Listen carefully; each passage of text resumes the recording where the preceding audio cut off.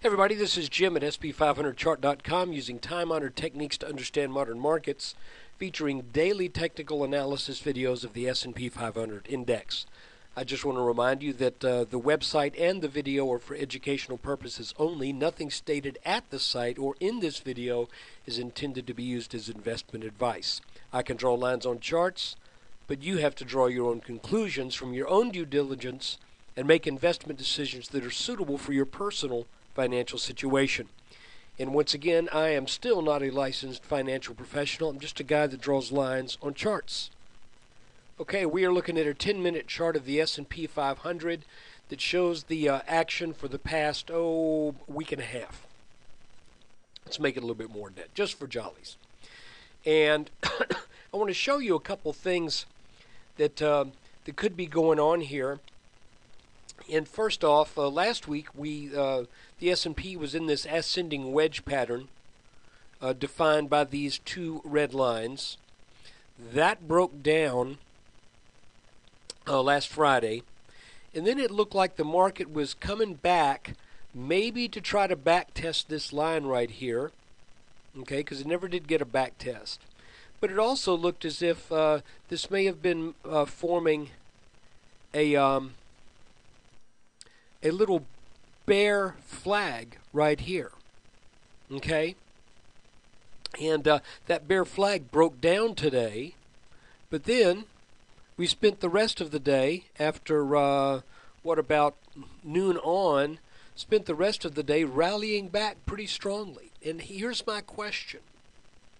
Was that rally just a back test of this line right here?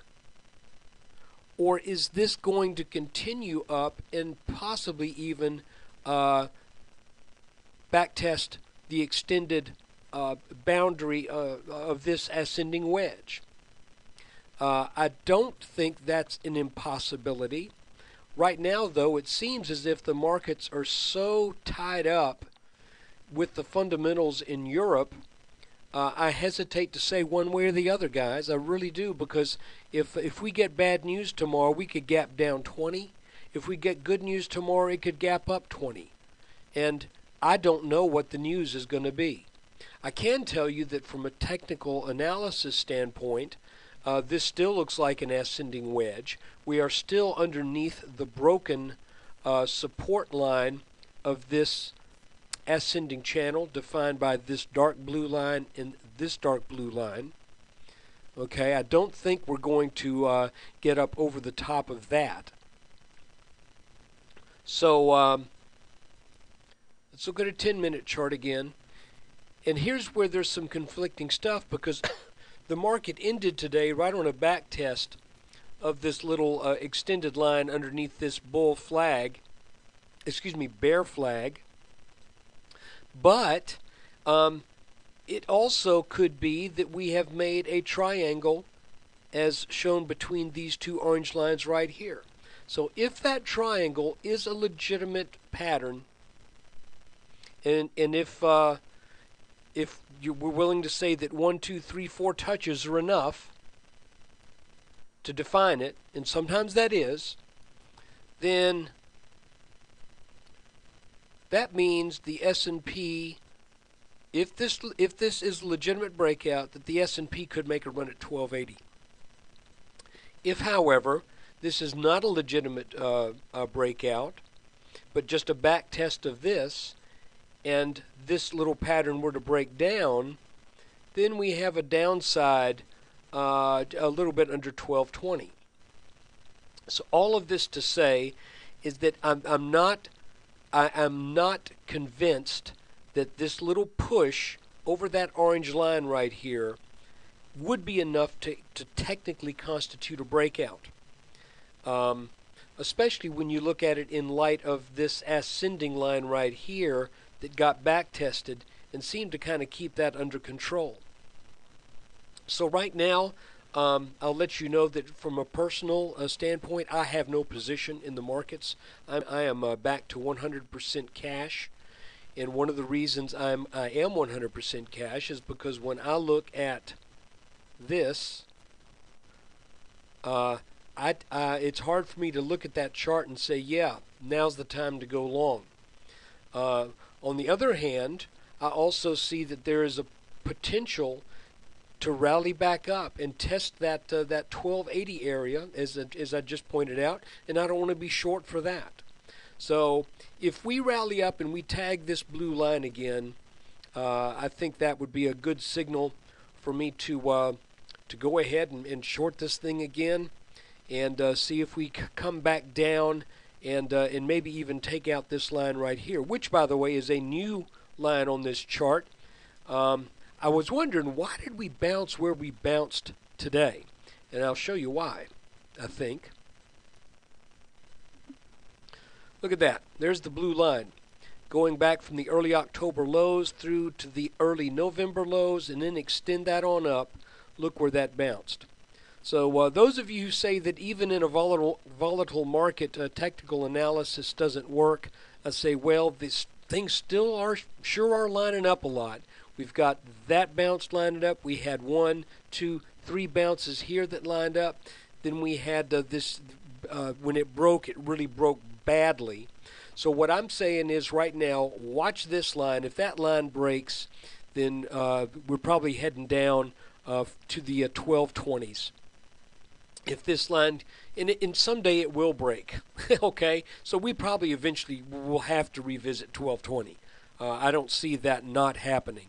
But, of course, our goal is to try to get a handle on what's going to be happening over the next couple of days. So let's just recap real quick. I see this orange line here and this line here as some sideways movement after the breakdown out of this ascending wedge that was the back test of this blue line from the ascending channel. This breakdown was bearish. This back test in a wedge was also bearish. But you know, that doesn't mean you can't have a series of back tests, and all of which could add up potentially to a retest of some of these highs set back here in late October. So I would look at this pattern right here. If we continue on up, then I'm thinking we're probably going to back test at least this blue line right here. You know, this is at such a steep pitch. I don't want to say that can't get tested, but I would be surprised if we got over this blue line. So look at this pattern, these orange lines right here.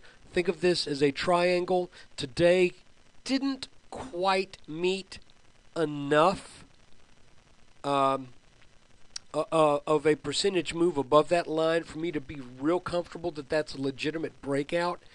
It could be the beginnings of a breakout. We'll probably know early on tomorrow morning. So again, if this breaks up and this is a legitimate breakout, then we're looking at a return to the low 1280s or around 1280. If it turns back down and takes this line out and this line out, then I think we're going to head back down to the 1220s minimum, or maybe even test this purple line right here. You know, sometimes you go to a doctor and you say, "Doc, you know, I have some condition or I have some symptom," and the doctor can't give you an immediate diagnosis. And that's a little bit like this chart today. I wish I could tell you something that was a little bit more definite, but you know, if I did, I would just be making it up to try to impress you, and I don't want to do that. What I want to do is show you where these resistance levels, where these patterns are in the chart, and then we can watch them, and you can watch them together. And by the way, at the end of every day, I post my free stock chart in the members area. It's at sp500chart.com, so you can watch that if you have the free account at freestockcharts.com. I'm not associated with them one bit, but if you have the free account with them, you can load my chart in the members section and watch that live with live updating throughout the day. So that's something I just threw in there as a little extra. Thanks again for watching the video, and let's see what tomorrow brings us.